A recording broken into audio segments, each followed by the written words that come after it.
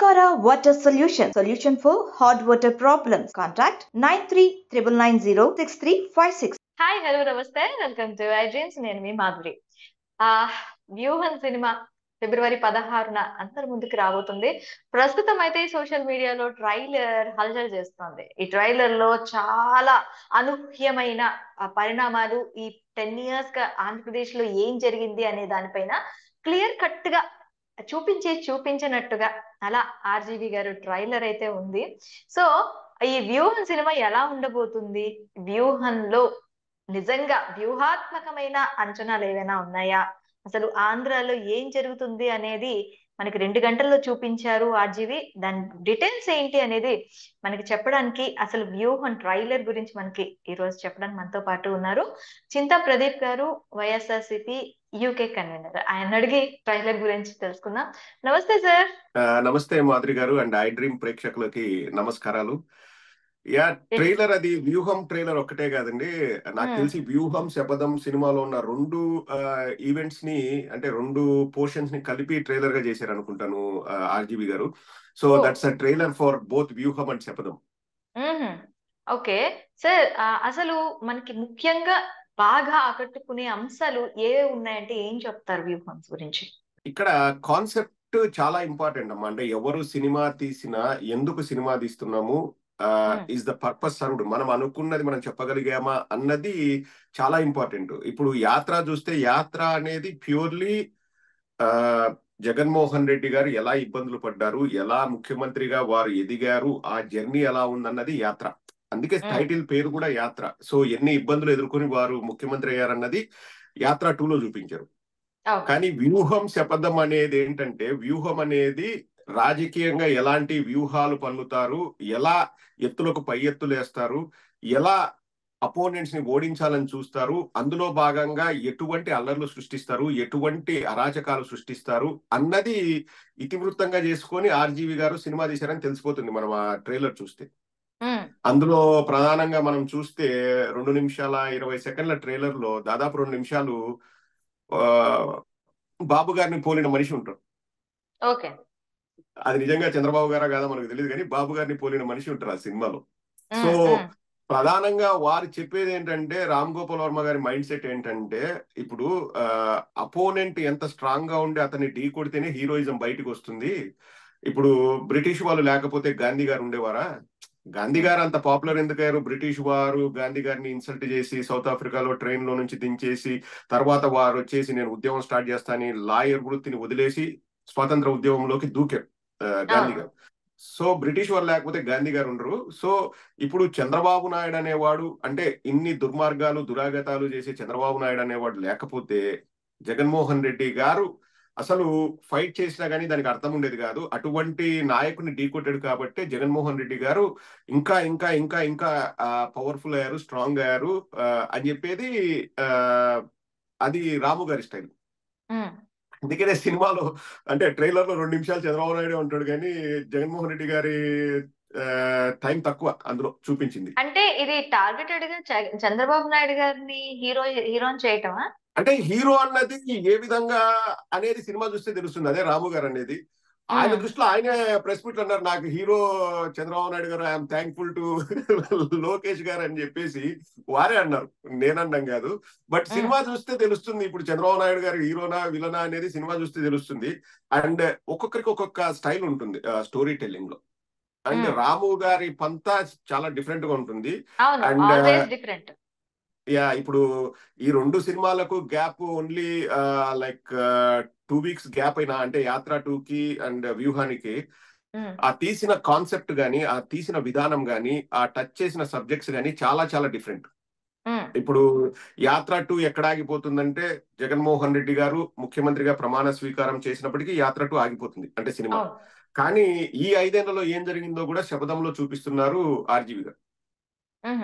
అంటే after 2019 elections తర్వాత ఆంధ్రప్రదేశ్ లో జరిగిన పరిణామాలు ఏవైతే ఉన్నాయో అందులో చూపించబోతున్నారు. అంటే నాకు తెలిసి వ్యూహం అన్నది 2019 ఎలక్షన్స్ గెలిచే వరకు వ్యూహము, తర్వాత శపథం ఉంటుంది. ఓకే, 2019 నుంచి 24 ఎలక్షన్స్ అంటే ఆర్జీవి గారు ముఖ్యంగా థ్యాంక్స్ చెప్పింది చంద్రబాబు నాయుడు గారికి అండ్ లోకేష్ గారికి. మరి పవన్ కళ్యాణ్ గారు ఏమైపోయారండి? పవన్ కళ్యాణ్ చాలాసేపు ఉన్నాడు కదండి సినిమాలో. ట్రైలర్ లో ఉన్నారా? అంటే అసలు నాకు తెలిసి, అంటే నేను ప్రెస్ మీట్ చూశాను, నాకు తెలిసి ఆర్జీవి గారికి పవన్ కళ్యాణ్ చంద్రబాబు నాయుడు అంటే ఎక్కువ ఇష్టం అనుకుంటాను. అవునా? ఎందుకంటే వారి ఆర్జీవి పేర్లే గారు వారి పేర్లే ఎక్కువ తలుచుకున్నారు కాబట్టి. ఇది ఎందుకు ఓకే. చెప్తున్నానంటే చంద్రబాబు నాయుడు గారి ఫ్యాన్స్ ని, తెలుగుదేశం వాళ్ళని, అలాగే పవన్ కళ్యాణ్ ఫ్యాన్స్ ని, జనసేన వాళ్ళని కూడా ఈ సినిమా చూడమని నేను చెప్తున్నాను. ఎక్కడ ఓకే. అంటే ఆర్జీవి గారు స్టైల్ ఎలా ఉంటుందంటే విమర్శ సునిశ్చితంగా ఉండేలాగా చేస్తారు, కానీ మరీ ఓవర్ ద బోర్డ్ వెళ్ళి లైన్ దాటేలాగా వారు ఎప్పుడు సినిమాలు చేయరండి. ఇంత ముందు కూడా చేశారు. అంటే సినిమాకు ముందు వాళ్ళు ఆపోజిట్ వాళ్ళు ఇంత రచ్చరచ్చ చేస్తారు, కానీ లోపలికి వెళ్ళి చూసిన తర్వాత వాళ్ళని కూడా పొగుడతారు. నేను చెప్తున్నారు కదా, ఆయనకు చంద్రబాబు నాయుడు గారు is my main lead role ఈ సినిమాలో అన్న విధంగా వారు చెప్పారు. So okay. అనవసరంగా నారా లోకేష్ గారు వెళ్ళి కేసు వేసి అదేసి ఇదేసి ఊరికి హంగామా చేశారు. కానీ నిజంగా ఆ సినిమా డిసెంబర్ లో రిలీజ్ అయితే కూడా ఇంత బజ్ ఉండదేమో. ఇప్పుడు ఫిబ్రవరిలో రిలీజ్ చేస్తారు కాబట్టి ఇంకా ఎలక్షన్స్ 2 months ముందు అసలు చాలా బజ్ క్రియేట్ అయింది ఇప్పుడు.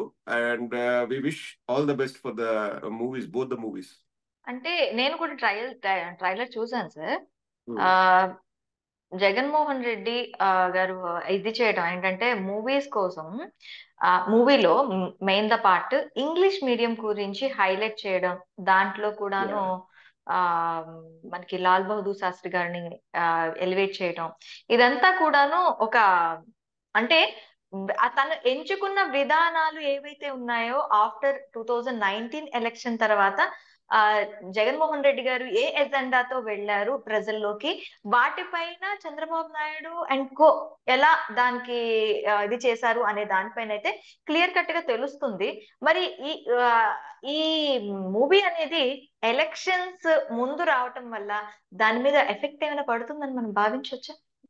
అది ప్రజలు డిసైడ్ చేస్తారండి. సినిమా రిలీజ్ అయిన తర్వాత అందులో నిజాలు ఎంత ఉన్నాయి, అబద్ధాలు ఎంత ఉన్నాయి అనేది ప్రజలు డిసైడ్ చేస్తారు. So it will be too early to say and we will leave it to the public. But definite గా ఇప్పుడు ఒకటండి, ఏ సినిమా మేకర్ అయినా, ఏ దర్శకుడైనా వాస్తవాలు అంటే బయోపిక్స్ చేసేటప్పుడు వాస్తవాలకి విరుద్ధంగా అసలు వాస్తవాలు జరగనేటివి చూపించారనుకోండి, అసలు జనాలు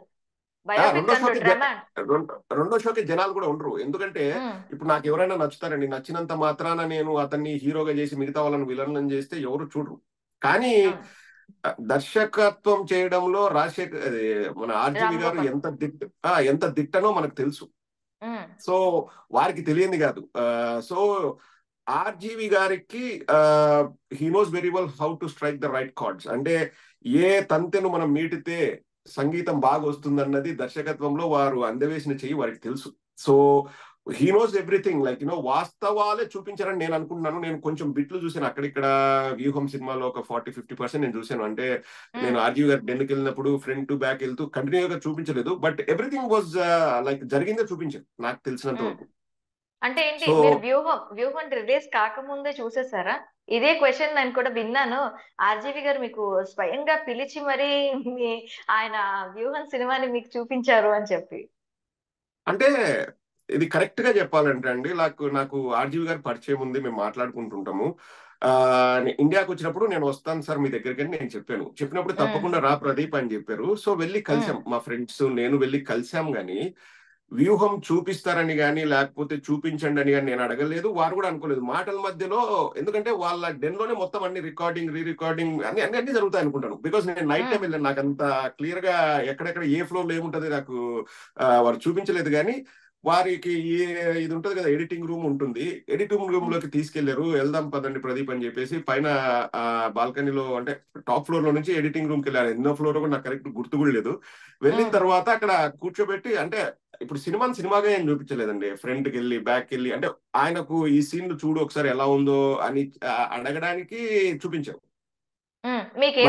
సినిమా చూస్తున్నప్పుడు చాలా చాలా బాగుందండి, చాలా బాగుంది. అండ్ ఆల్సో ఎక్కడ కూడా ఇది అబద్ధం కదా అనేది నాకు అనిపించలేదు.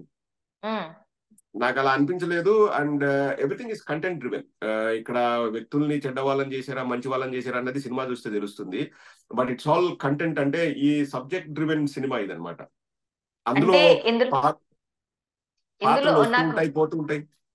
ఓకే, నాకు ఇందులో బాగా అట్రాక్ట్ చేసింది ఏంటి అంటే, ఆ నేను హెల్ప్ చేస్తున్నాను కదా అని పవన్ కళ్యాణ్ క్యారెక్టర్, నేను హెల్ప్ చేస్తున్నాను కదా అని అంటే, నీకేం కావాలి మరి నన్ను చంద్రబాబు అడిగినప్పుడు నేను సీఎం అని అంటారు.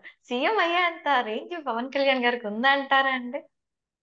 ఎవరికైనా ఉందండి, మీరు కావచ్చు, నేను కావచ్చు. ఆ, ట్రై చేస్తే, పట్టుదలతో ఓకే. ట్రై చేస్తే మనము పవన్ కళ్యాణ్ గారిని ఏం తక్కువ చేసి మాట్లాడాల్సిన అవసరం లేదు. పవన్ కళ్యాణ్ గారికి కూడా సీఎం అవ్వే అవకాశాలు ఉంటాయి. ఎందుకంటే ఎవరైనా పార్టీలు పెట్టేది, ఇప్పుడు పార్టీ అధ్యక్షుడు అన్నవాడు వారి అల్టిమేట్ గోల్ ఏముంటది, ముఖ్యమంత్రి కావడము, ప్రజలకు సేవ చేయడం అనే ఉద్దేశంతోనే పవన్ కళ్యాణ్ గారు వచ్చిండ్రు. కాబట్టి సీన్ ఉందా లేదా అన్నది ప్రజలు చెప్తారు. కానీ నా దృష్టిలో ఆయనకు ఎప్పటికీ సీన్ ఎందుకు ఉండదు అంటే, చంద్రబాబు నాయుడుతో జత కట్టి వెళితే మాత్రం జీవితాంతం పవన్ కళ్యాణ్ కి సీన్ ఉండదు.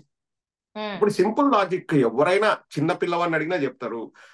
ఓకే, చంద్రబాబు నాయుడు తర్వాత ఎవరు ముఖ్యమంత్రి కావాలని చంద్రబాబు నాయుడు కోరుకుంటారు? నారా లోకేష్ కావాలని కోరుకుంటారా, పవన్ కళ్యాణ్ కావాలని కోరుకుంటారా అంటే మీరు నేను కాదు, ఎవరైనా చెప్తారు చంద్రబాబు నాయుడుకి మైండ్ లో నారా లోకేషే ముఖ్యమంత్రి ఫిక్స్. అవ్వాలి, లేకపోతే నా వారసుడు అవ్వాలని ఉంటది. ఉమ్, అందుకోసమే ఆయన పార్టీ ఎంతగా నాశనం అయిపోతున్నా కొడుకుకే పట్టం కట్టాలి, కొడుకునే ఇంప్రూవ్ చేయాలని చెప్పేసి ఏదో కోట్లు డబ్బులు ఖర్చు పెట్టి తెలుగు క్లాసులు చెప్పిస్తాడు, ఆయన్నే జనాల మీద రుద్దుతున్నారన్న అపవాదు కూడా చంద్రబాబు నాయుడు మూట కట్టుకున్నారు. కానీ అన్నిటికీ సిద్ధమయ్యే నా కొడుకునే నేను హైలైట్ చేసుకుంటానని చంద్రబాబు నాయుడు గారు ఫిక్స్ అయ్యారు. ఉమ్, సో ఇక్కడ పవన్ కళ్యాణ్ చంద్రబాబు నాయుడు గారితో జత కడితే ఇప్పుడు కాదు, 2029లో కాదు, 34లో కాదు, 39లో కాదు, ఎప్పటికీ సీఎం కాదు, సీఎం క్యాండిడేట్ కూడా కాలేదు. మీకు ఉమ్, అర్థమవుతుందా? సీఎం క్యాండిడేట్ అవ్వాలంటే ఫస్ట్ నువ్వు అన్ని సీట్లను నువ్వు పోటీ చేయాలి. అవును. నువ్వు పాతికో పరకో తీసుకుంటే నువ్వు సీఎం క్యాండిడేట్ కూడా కాలేవు. ఇంకా సీఎం ఎప్పుడవుతావు? ఆ విషయంలో మాత్రం మీరు అన్న దానికి నేను ఏకీభవిస్తా. అవును, పవన్ కళ్యాణ్కి అంత సీన్ లేదు, నేను పవన్ కళ్యాణ్ సీఎం కాడు. నేను అదే దృష్టితో అంటున్నాను. ఎందుకంటే 10 సంవత్సరాలు పార్టీ పెట్టాను అని చెప్పిన పవన్ కళ్యాణ్ ఇప్పుడు అదే దీంట్లోని వైఎస్ఆర్సీపీ పార్టీ కూడా అదే దీంట్లో వచ్చింది. ఒక సీఎం అవును, క్యాండిడేట్ గా ఎదిగి సీఎం గా అయ్యి చూపించారు. అవును. జగన్మోహన్ రెడ్డి గారి కన్నా కూడా పవన్ కళ్యాణ్ గారి చరిష్మాకి ప్రజల్లో ఎక్కువ ఆదరణ ఉందని నేను అంటాను. సో అలాంటి వ్యక్తి అంటే ఇది రెండు డిఫరెంట్ ఫ్యాక్టర్స్ అమ్మా. పవన్ కళ్యాణ్ కి చరిష్మా ఎట్లా ఎక్కువ ఉందంటే, పవన్ కళ్యాణ్ సినిమా యాక్టర్. ఇప్పుడు రాజకీయాలతో సంబంధం లేకుండా సినిమా అనేది అందరికీ వెళ్తుంది. అంటే అన్ని అవును. పార్టీల వాళ్ళు చూస్తారు. బాగుందంటే నేను కూడా వెళ్ళి పవన్ కళ్యాణ్ సినిమా చూస్తాను. ఇన్ఫాక్ట్ నేను కూడా ఒకప్పుడు పవన్ కళ్యాణ్ ఫ్యాన్నే. సో ఇవన్నీ ఏంటంటే మనము రాజకీయాలకి ఆ చరిష్మాకి ఈ సినిమాల చరిష్మాకి సంబంధం లేదు. అలా అనుకుంటే ఎన్టీ రామారావు గారు వచ్చారు కదా సార్, ఏ మాత్రం అప్పుడు రాజకీయాలకు అతీతంగా ఆయన వచ్చారు కదా. ఇప్పుడు మనం సింపుల్ గా ఒక ఎగ్జాంపుల్ చెప్తే అమ్మా, రాజశేఖర రెడ్డి గారు కష్టపడి ముఖ్యమంత్రి అయ్యారు, జగన్మోహన్ రెడ్డి గారు కష్టపడి ముఖ్యమంత్రి అయ్యారు. యాత్ర 2కు నన్ను అడిగితే డిఫరెన్స్ ఏంటంటే, యాత్ర టైంకి సోషల్ మీడియా లేదు, వాళ్ళు ఎలా వ్యూహాలు వేస్తారో ఏమేమి మాట్లాడుకుంటారో ఇంట్లో అది ఎవరికి తెలిసేది కాదు. జస్ట్ వచ్చేది న్యూస్ పేపర్లు వచ్చేది, లేకపోతే ఒక ఈటీవీ ఒకటి ఉండేది, ఒక చిన్న 1-2 ఛానల్ ఉండేది. ఇది 99, 2000 ఆ టైంలో. అలానే రామారావు గారు వచ్చినప్పుడు ఏంటంటే, సినిమా వాళ్ళు అనే వాళ్ళు కంప్లీట్ గా సామాన్య ప్రజలకి దూరంగా ఉండేవాళ్ళు. ఎంతమంది చూసింటారు రామారావుని? రాజకీయాల్లోకి రాకముందు రామారావు గారిని వేలల్లో చూసింటారు తెలుగు వాళ్ళు, అంటే ఎక్కడ డైరెక్ట్ గా. అదే సినిమాలలో కోట్ల మంది చూసింటారు. సో రామారావు గారు ఏంటి, రామారావు గారి ఒక రాముడు, రామారావు గారి ఒక కృష్ణుడు, రామారావు గారి ఒక దుర్యోధనుడు, రామారావు గారే అన్ని. సో ఎప్పుడైతే ఇట్లా మనకు ఫస్ట్ టైం అది పాలిటిక్స్ లోకి ఒక సినిమా యాక్టర్ రావడం ఫస్ట్ టైం. అఫ్ కోర్స్ కొందరు వచ్చి వెళ్ళారేమో కానీ పార్టీలు పెట్టి రావడం ఫస్ట్ టైం. సో జనాలు ఆకర్షితులయ్యారు. ఏదైనా ఫస్ట్ టైం ఒకటి బాగా సక్సెస్ అవుతుందండి. ఏదైనా ఇప్పుడు మనం చూస్తుంటాం సమాజంలో ఏదో ఒకటి వైరల్ అవుతుంటది. ఇప్పుడు కుమార్ అంటేనే ఒక ఆవిడ వచ్చింది, వైరల్ అయింది. ఇంకా రేపొద్దున అటువంటి 10 మంది వచ్చి 10 మంది వీడియోలు పెట్టి ఆ రాబాబు, రానన్న, చిట్టి, కన్నా అన్న కానీ ఎవరు చూడరు. అది అయిపోయింది, ఇంకా వేరేది ఏదైనా రావాలి. సో తర్వాత చూస్తే పవన్ కళ్యాణ్ కూడా అవసరం లేదు. చిరంజీవి గారు పెట్టారు కదా పార్టీ, ఏమైంది? తమిళనాడులో విజయకాంత్ గారు పార్టీ పెట్టారు, ఏమైంది? కమల్ హాసన్ గారు పార్టీ పెట్టారు, ఏమైంది? పవన్ కళ్యాణ్ గారు పార్టీ పెట్టారు, ఏమైంది? సో ఏంటంటే ఫస్ట్ టైం ఎవరైనా ఏదైనా చేస్తే, అక్కడ ఎంజి రామచంద్రన్ గారు ఫస్ట్ టైం చేశారు, ముఖ్యమంత్రి అయ్యారు, సినిమా యాక్టర్. ఇక్కడ మన రామారావు గారు చేశారు, ఫస్ట్ టైం చేశారు, ముఖ్యమంత్రి అయ్యారు. సో ఎవరైనా ఒకసారి ఫస్ట్ టైం చేసినప్పుడు జనాలు చూస్తారు, ఎందుకంటే అబ్బా ఈయన ముఖ్యమంత్రిగా చూద్దామని. కానీ ఇప్పుడు జనాలకు క్లారిటీ ఎంత క్లియర్ గా వచ్చిందంటే, సినిమాలు వేరు, రాజకీయాలు వేరు, మనం వాటిని అసలు సంబంధించాల్సిన, అంటే మిక్స్ చేయాల్సిన అవసరమే లేదు. అఫ్ కోర్స్ పవన్ కళ్యాణ్ కి ఆ ఆ చరిష్మా ఉంది కాబట్టి జనాలు వెళ్తే వస్తున్నారు జనాలు, అంటే ఆయన రోడ్లపైకి వెళ్తే జనాలు వస్తున్నారు. ఇప్పుడు మనం తెలంగాణలో చూసాము, జనాలు చూస్తే 20-30 వేలు వచ్చారు, ఓట్లు చూస్తే 1000 ఓట్లు 900 ఓట్లు కూడా రాలేదు. ఒక్కొక్క కాన్స్టిట్యున్సీలో 8 చోట్ల పోటీ చేస్తే ఒక్క చోట కూకటిపల్లిలో మాత్రం ఒక 35,000 36,000 వచ్చే వాళ్ళ అభ్యర్థికి. మిగతా అన్ని చోట్ల బరెలక్క కంటే తక్కువ ఓట్లు వచ్చాయి. మరి బరెలక్కకు చరిష్మా ఎక్కువ ఉందా, పవన్ కళ్యాణ్ కు చరిష్మా ఎక్కువ ఉందా అంటే ఆబ్వియస్లీ పవన్ కళ్యాణ్కే ఉంది. కానీ సినిమాలు వేరు, రాజకీయాలు వేరండి. ఇప్పుడున్న పరిస్థితిలో ఏంటంటే ప్రతి ఒక్కరు ఒక సినిమా యాక్టర్ అయిపోయాడు. ఇప్పుడు మీ దగ్గర మొబైల్ ఉండి మీ దగ్గర 4 యాప్లు డౌన్లోడ్ చేసుకుంటే మీరు కూడా అద్భుతంగా సినిమాలు తీయొచ్చు. అంటే షార్ట్ ఫిల్మ్స్ ఇవన్నీ తీస్తున్నారు. ఫేమస్ అయిన వాళ్ళు చాలా మంది ఉన్నారు. ఇప్పుడు షార్ట్ ఫిల్మ్స్ తీసి యూట్యూబ్ లో క్రేజ్ ఉన్న హీరోలు చాలా మంది ఉన్నారు. సో ఇప్పుడు ఏంటంటే కళారంగానికి సామాన్యుడికి ఇప్పుడు ఆ డిస్టెన్స్ అనేది తగ్గిపోయింది. రామారావు గారు, నాగేశ్వరరావు గారు ఉన్నప్పుడు వాళ్ళు ఆల్మోస్ట్ డెమిగాడ్స్ లాగా, వాళ్ళు ఎవరికి అందుబాటులో. ఇప్పుడు ప్రతి ఒక్కరు సినిమా యాక్టర్. ఇప్పుడు నెల్లూరు కుర్రోళ్ళు ఎవరో పిల్లలు ఉన్నారండి, వాళ్ళు ఏదైనా సినిమాని రీక్రియేట్ చేస్తారు. వాళ్ళకున్న మొబైల్ ఫోన్స్ లో ఎక్కడో బీచ్ల దగ్గర అక్కడ ఇక్కడ ఇసుకలో ఫైటింగ్లు అన్ని చేస్తారు. సో వాళ్ళు కూడా సినిమా హీరోలే. అట్లా ప్రతి ఒక్కడికి సినిమా హీరోలు ఏం చేస్తారని తెలుసు. ప్లస్ ఈ నెట్ఫ్లిక్స్, అమెజాన్ వచ్చిన దాని వల్ల మొత్తం ప్రపంచంలో ఉన్న సినిమాలన్నీ మీ ఇంట్లో ఉన్నాయి. సో ఆ సినిమాల ప్రభావం అఫ్ కోర్స్ యూత్ కి క్రేజ్ అయితే ఉంటది వాళ్ళు సినిమా హీరోలు అంటే, కానీ సమాజం మీద ప్రభావం అన్నది బాగా తగ్గిపోయిందండి. అది ఒక ఎంటర్టైన్మెంట్ కే అనేది ఫిక్స్ అయిపోయారు జనాలు. ఓకే, వ్యూహం గురించి చెప్పాలంటే ఇంకా ఏం చెప్తారు సార్? వ్యూహంలో నాకు ఇంట్రెస్టింగ్ గా నేను థియేటర్కి వెళ్ళి చూడాల్సింది, ఎవరో ఒక క్యాండిడేట్ ఉన్నాడు అబ్బా, అతన్ని ఎక్కడ ఫేస్ చూపించలేదు. ఫస్ట్ ఏం చేస్తాడు, ఏవో చిప్స్ ఏవో క్రష్ చేస్తాడు, రెండోసారి ఒక బత్తాయిని ఒలుస్తాడు, మూడోసారి పప్పు కలుపుతూ ఉంటాడు. ఆ క్యారెక్టర్ ఎవరు నాకు ఇంతవరకు అంతుపట్టట్లేదు, అంతు చిక్కట్లేదు. సో ఎవరు అనుకుంటున్నారు? ఏమో రామ్ గోపాల్ వర్మ గారు ఎవరిని మైండ్ లో పెట్టుకొని తీసారో ఏమో మనకు తెలియదు. నాకైతే వచ్చింది, నాకు ఐడియా వచ్చింది. కాకపోతే నేను కూడా సినిమాలో చూస్తా. ప్రతి ఒక్కరూ ఒక అంచనాలతో మనం ఉంటాము. కానీ ఇప్పుడు మనం ఏదైనా చెప్పేసి సినిమాలో అతను కాదు అంటే మనం అప్సెట్ అవుతాం కదా, అంటే మనం కూడా తప్పు చెప్పిన వాళ్ళం అవుతాం. అందుకే ఆర్జీవి గారి ఊహలు ఎలా ఉంటే మనం ప్రిడిక్ట్ చేయడం కష్టం. సో నేను అనేది ఏంటంటే థియేటర్కి వెళ్ళి చూస్తేనే ఆ క్యారెక్టర్ ఏమైనా రివీల్ చేస్తాడో. విలేకరులు అడిగిన ప్రశ్నకి రాము గారు ఇంట్రెస్టింగ్ సమాధానం చెప్తారు. నాకు ఆ వ్యక్తి దేవుడితో సమానం, దేవుడు కనిపించడు కదా, అందుకే అతను దేవుడితో సమానం నేను చూపించలేదు అన్నట్లు రాము గారు చెప్పారు ఇంటర్వ్యూలో. So will wait and see. But మీరు అన్నట్లు చదువు గురించి బాగా చెప్పారు అందులో. అండ్ ఆల్సో జగన్మోహన్ రెడ్డి గారు గెలిస్తే 10 ఏళ్ళు ఎవరు ఆయనను పక్కకి అంటే ఏమి చేయలేమన్నది కూడా అపోజిషన్ వాళ్ళు మాట్లాడిన దాని గురించి చెప్పారు. అండ్ ఆల్సో పుష్కరాల గురించి టచ్ చేశారు, జైలుకి వెళ్ళడం ఆ విషయం గురించి టచ్ చేశారు. పొంగనూరులో ఒక పోలీస్ కానిస్టేబుల్ గారికి కన్ను పోయింది తెలుగుదేశం అల్లరిమూకలు చేసిన పనికి, ఆ విషయాన్ని కూడా ప్రస్తావించారు. సో నాకు తెలిసి చాలా చాలా విషయాలు, అంటే సమకాలీన రాజకీయాలలో జరిగిన ఒక ఇంపార్టెంట్ ఇష్యూస్ అన్నిటి మీద కాంట్రవర్షియల్ అయినా కానీ వాటన్నిటిని కూడా రామ్ గోపాల్ వర్మ గారు టచ్ చేశారు. క్లియర్ గా ఆ ట్రైలర్ లో అది మనకు తెలుస్తుంది. ఏది వదిలిపెట్టలేదు, ఎందుకంటే 2 సినిమాలు కదా, పార్ట్ 1 పార్ట్ 2 వ్యూహం శపథము అన్ని ఇష్యూస్ ని టచ్ చేసినట్లున్నారు. అండ్ గుడ్ థింగ్ వచ్చేసి ఇప్పుడు సెన్సార్ క్లియరెన్స్ లు అన్ని అయిపోయాయి. సో ఏ అడ్డంకులు లేవు.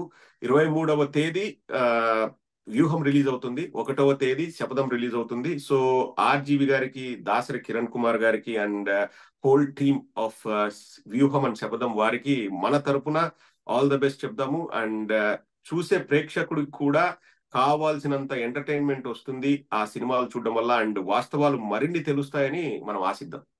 ఓకే సార్, మీరు ఖచ్చితంగా రామ్ గోపాల్ వర్మ గారి సినిమాలు అంటే పక్కగా అవి ఎంటర్టైన్మెంట్ బేస్డే ఉంటాయి. ఎందుకంటే ఆయన ఎంటర్టైన్మెంట్ కి పెద్ద పీట వేస్తారు.